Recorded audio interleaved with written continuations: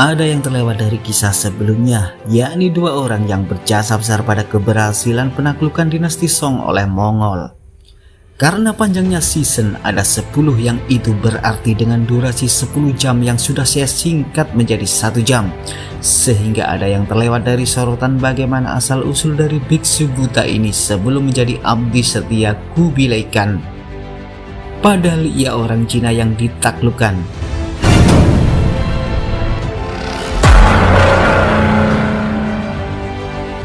Lalu ada Biamba, anak selir yang disisihkan kemudian menjadi orang paling berjasa dalam perang Mongol dan pemberontakan Ahmad serta perang dengan Golden Horde serta melawan pasukan Templar. Simak dengan baik-baik kisah ini.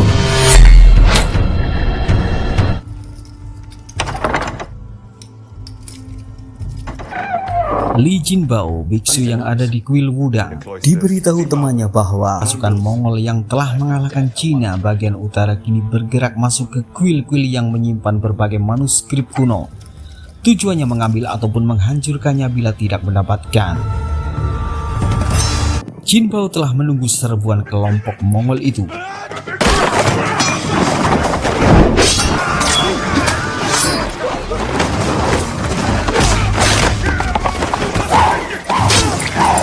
Senjata rantai besi berujung mata tombak itu meliuk-liuk menyambar prajurit-prajurit Mongol. Salah satu pedang tajam prajurit mematahkan rantai besi Jinbao.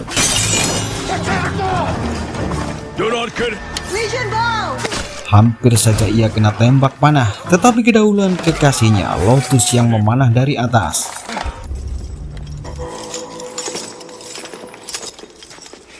Jinbao diringkus dan dihadapkan pada Kubilai Khan. Penguasa Mongol itu heran atas kemampuan Jinbao. Seorang diri bisa merobohkan 25 prajurit, berarti memang kuil-kuil Cina banyak menyimpan rahasia ilmu termasuk bela diri yang selama ini diincar oleh Khan Agung untuk memperkuat kemampuan tempur prajuritnya. Khan tidak langsung mendesak Jinbao. Ia menyuruh mengurung biksu Tao ini di dalam tahanan.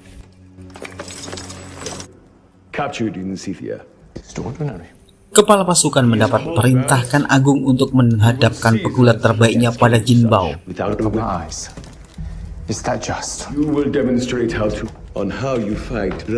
Tetapi Khan ingin sekali lagi menguji kemampuannya. Mata Jinbao ditutup kain.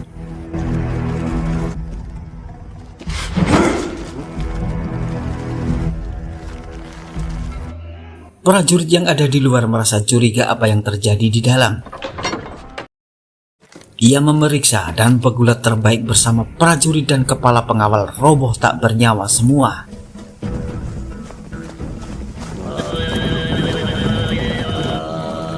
Biksu sempat lari. Di tempat terbuka, segera ia diringkus kembali.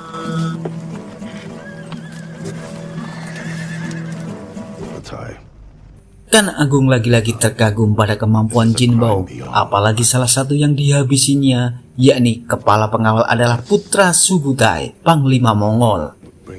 Khan akan menghukum mati segera. Jinbao menjawab tidak ada beda baginya hidup atau mati. Khan lalu mengatakan, jika biksu tak takut mati, maka ia cukup mengambil apa yang berharga darinya. Ternyata maksud Khan adalah membuat mata biksu buta selamanya dengan cara disemburkan bisa kobra ke kedua matanya.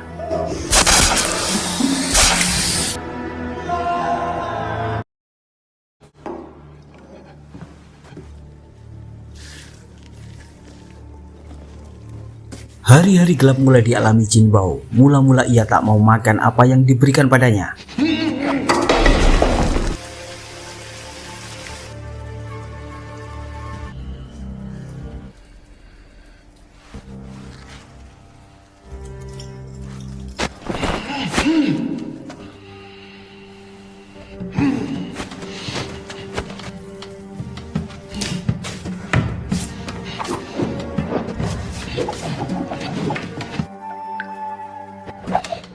Musim berganti terus dari hujan hingga salju. Jinbao berlatih terus dengan indera pendengarannya saja.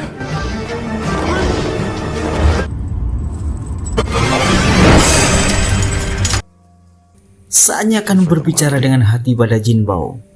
Ia adalah Kan yang cerdik, selalu merekrut orang-orang terbaik untuk setia kepadanya. Kan mengatakan ia beda dengan penguasa lain yang menghabisi semua musuh. Bagi Kan, selama orang berjanji setia padanya, ia akan memperlakukan dengan baik. Kan mencontohkan seekor burung nazar pemakan bangkai yang ganas dan mengerikan telah ia rawat dengan baik saat orang lain mengacuhkannya. Kini burung itu menjadi kesayangannya dan menghuni danau istananya.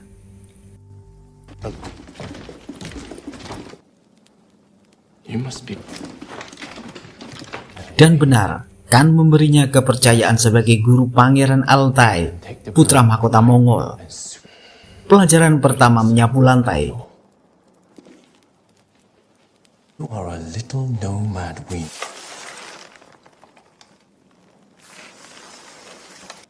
Baru berikutnya kuda-kuda.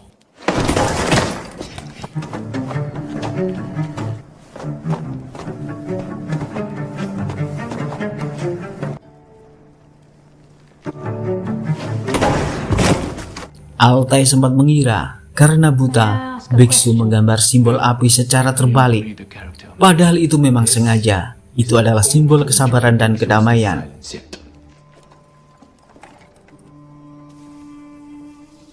Kan mendatangi Jinbao. Ia juga sempat mau marah.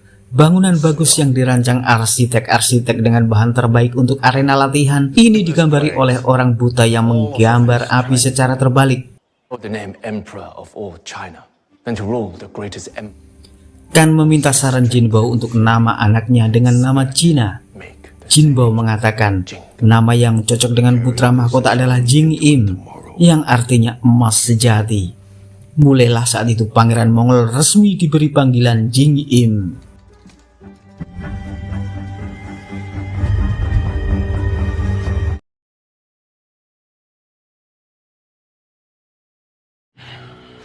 Biksu Seribu Mata mendengar sesuatu yang aneh.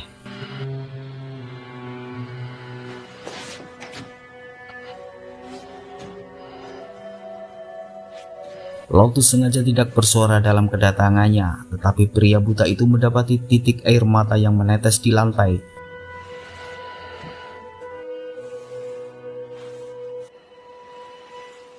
Lotus tidak bisa menahan kesedihannya saat menjumpai biksu itu. Ia dahulu adalah kekasih Lotus yang karena serangan Mongol biksu ditawan dan diambil matanya oleh Kubilai Khan, yang akhirnya kini malah jadi abdi setianya.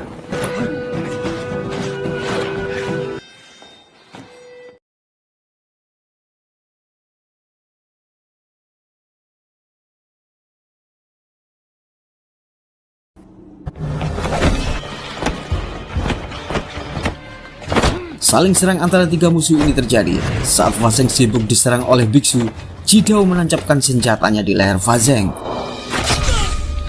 Ia tewas. Biksu melanjutkan perkelahian dengan Jidao. Kemampuan Jidao di atas biksu, apalagi dibantu beberapa pengawal. Biksu memutuskan kabur.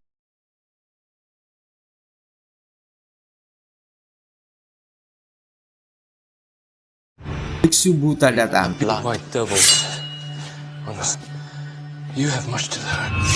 Ia yang kemarin dikalahkan oleh Jidao rupanya ingin sekali lagi mengajak kanselir ini duel hidup dan mati. Ternyata Jidao masih unggul dengan membuat biksu terpelintir tulang lengannya, tetapi biksu secara ekstrim membetulkan kembali tulangnya. Dan Jidao kaget biksu memakai jurus belalang kepunyaannya. Rupanya biksu selama ini mempelajari jurus andalan kanselir untuk membalas kekalahannya.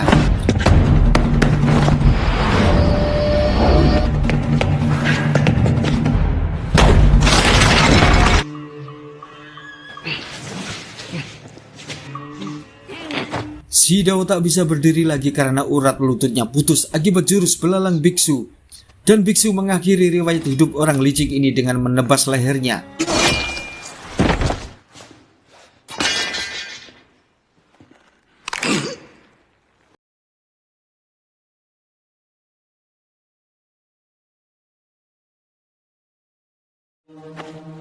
Biksu buta yang ikut turun langsung dihadang Jenderal Maximus, pimpinan pasukan salib. Ia memakai baju zirah kebal senjata. Tetapi biksu menemukan titik lemah tak terlindungi.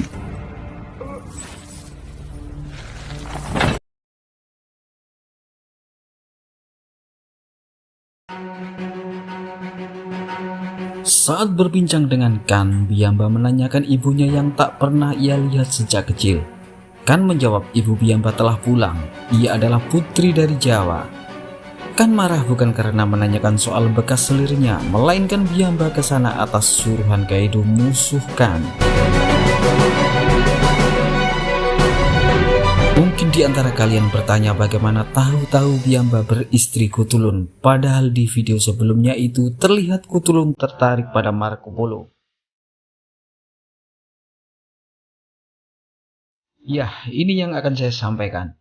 Di video sebelumnya memang tampak Kutulun menggoda Marco Polo.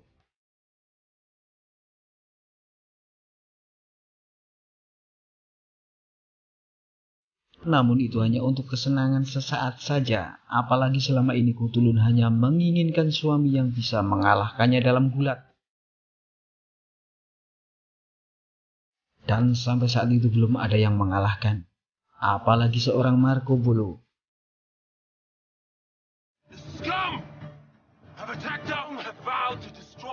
Saat persiapan serangan ke Cina, pasukan Mongol yang dipimpin Biamba sedang berlatih dengan bantuan pasukan Kaido yang dipimpin Kutulun. Waktu itu Kaido belum ada perselisihan dengan Kubilai Khan. Kutulun berteriak siapa yang bisa mengalahkannya akan dijadikan suami.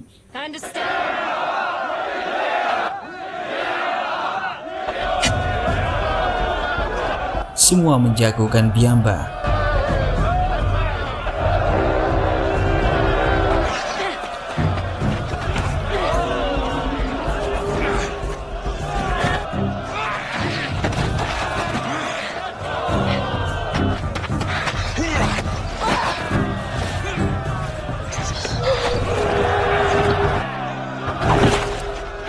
Dan Kutulun kalah. Saat itu pula Biamba jatuh cinta pada Kutulun saat memandang matanya.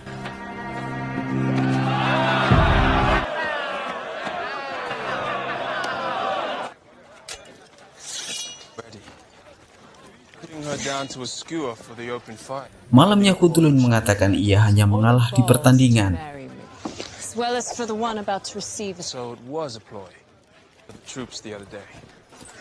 Tetapi Biamba mengiyakan saja karena ia tahu bahwa Kutulun juga menyukainya.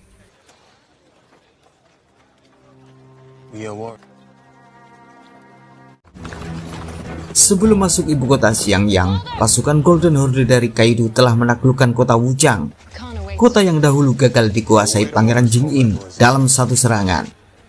Saat Kaido menemui Kutulun, gadis itu menyampaikan pada ayahnya bahwa ia akan menikah dengan Biamba.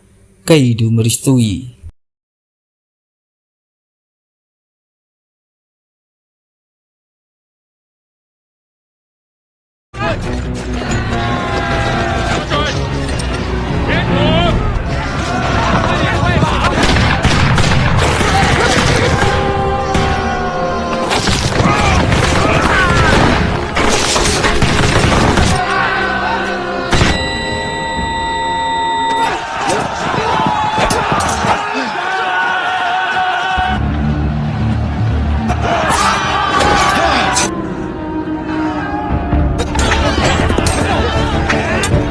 Saat Pangeran Jing Im dalam bahaya, yakni seorang prajurit menemukan Jing Im belum mati oleh tembakan.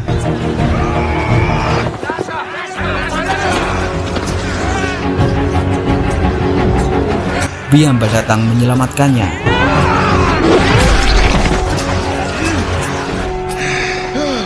Biamba juga menerjang langsung ke istana memberi semangat pasukan Mongol yang sempat kocar-kacir.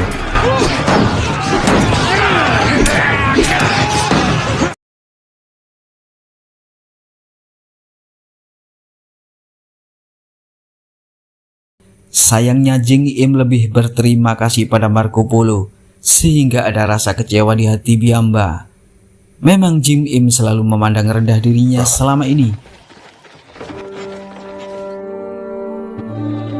Biamba menemui Kutulun yang akan mengikuti ayahnya bersama Golden Horde yang terus bergerak ke arah Rusia dan Asia Utara lainnya. Biamba sempat dimusuhi Khan Agung saat ia jadi utusan Kaido dan membawakan potongan kepala paman Kaido serta utusan lain.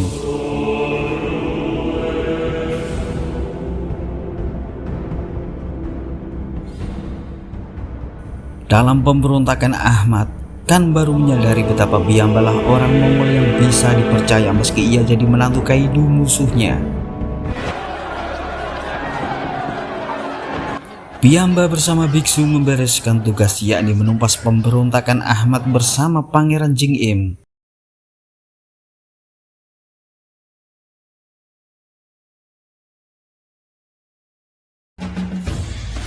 Biamba dan biksu yang akan masuk telah dihadang Khazar. Biamba mencoba menjelaskan situasinya bahwa ada kudeta Ahmad di dalam istana ini. Put your weapons down, and I bring you. So that we could gain entry unseen. He's my brother. Does that mean nothing? And the monk? Khazar tetap melucuti mereka berdua karena Khazar adalah jenderal yang disiplin dan patuh pada perintah.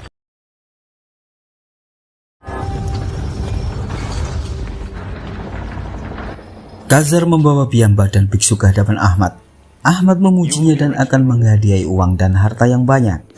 Saat Ahmad menodongkan pisau ke Jing Im dan berniat menusuk, Jing Im dengan cepat merebut senjata Ahmad dan menusuknya.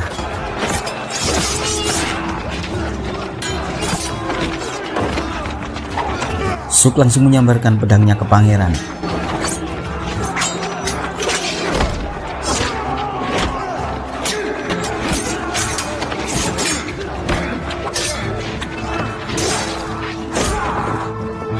Ternyata Khazar membantu kelompok pangeran bertarung dengan para pengawal Ahmad.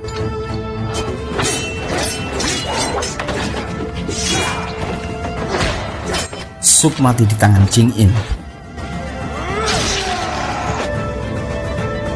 Begitulah sedikit gambaran pada dua tokoh Mongol ini yang mungkin akan mengisi pertanyaan kalian bagaimana keduanya berperan sangat penting pada Mongol, raksasa Asia yang menaklukkan hampir separuh dunia. Sampai jumpa di kisah-kisah hebat lainnya.